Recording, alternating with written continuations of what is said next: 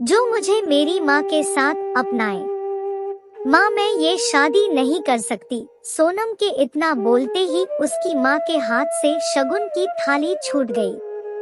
तुम पागल हो गई हो, 30 साल की हो गई हो, बड़ी मुश्किल से एक रिश्ता मिला है, उसे हाथ से जाने दे। सोनम की माँ उस पर गुस्से से बोली, मैं शादी करके चली गई तो आपका क्या होगा माँ?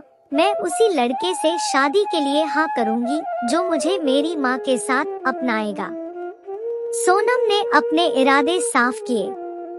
बस इसी बेवकूफी की वजह से तुम कुंवारी रह गई हो। देख मंजू और अभय को, तेरे ही भाई बहन हैं, कैसे अपना घर बसाकर बैठे हैं। एक तूने ही हमें चिंता दे रखी है। तेरे पिताजी भी इसी गम में चले गए। अब मेरी अर्थी उठेगी तभी लाल जोड़ा पहनेगी क्या? रजनी जी बेटी पर बरस पड़ी। मैं मतलबी नहीं हूँ माँ, क्या अपने भाई बहन की तरह मैं भी स्वार्थी हो जाऊँ? पिताजी की प्रॉपर्टी बंटने का इंतजार था। अपना हिस्सा मिलते ही दोनों भाई बहन ने ऐसा मुंह मोड़ा जैसे माँ बाप से रिश्ता सिर्फ हिस्सा मिलने तक ही था।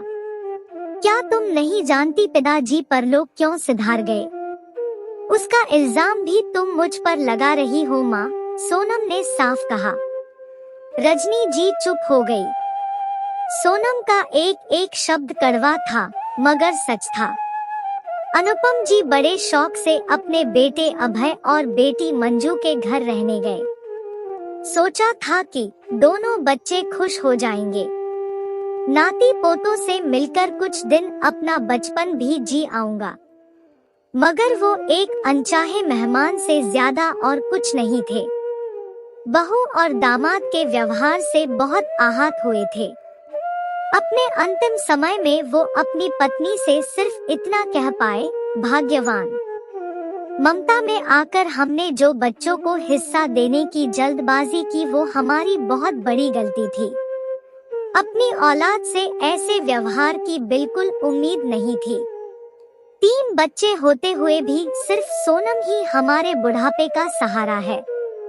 मैं तो जा रहा हूँ, मगर तुम अपनी आंखें बंद होने से पहले बच्ची का घर बसा देना।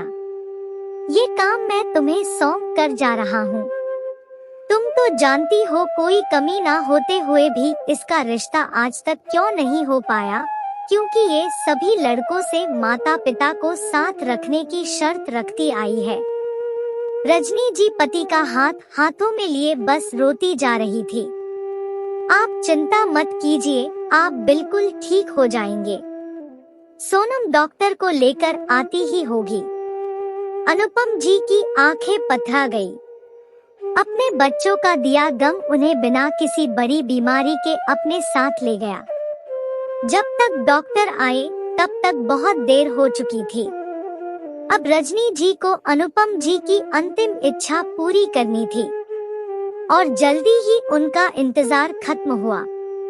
सोनम को उसी के कॉलेज के प्रोफेसर ने उसकी शर्त के साथ ही स्वीकार किया। बेटा, तुम कुंवारी हो और प्रोफेसर विधुर और 3 साल की बेटी के पिता है। क्यों तुम मुझे साथ रखने के लिए ऐसे रिश्ते के लिए हाँ कर रही हो? रजनी जी दुखी मन से बोली, माँ, मैं जानती हूँ आपने मुझे जन्म नहीं दिया। आपने मेरे विधुर पिता से शादी की क्योंकि आपके माता पिता अच्छा दहेज नहीं दे सकते थे। आपने कभी मुझ में और अपने बच्चों में फर्क नहीं किया। दुनिया आपको मेरी सौतेली माँ कहती रही, मगर आप मेरे लिए भगवान से कम नहीं हो। आज मैं भी वही कर रही हूँ, अपनी माँ के सुरक्षित भविष्य के लिए। एक बिन माँ की बच्ची के पिता को अपना रही हूँ। कोशिश करूँगी कि मैं भी आपके जैसी माँ बन पाऊँ। रजनी जी का गला भर आया। आज उन्हें उनके अच्छे कर्मों का फल मिलने का समय आ गया था। उन्हें समझ नहीं आ रहा था कि वो क्या करे, अपने खून पर शर्मसार हो या अपनी परवरिश पर गर्व करे।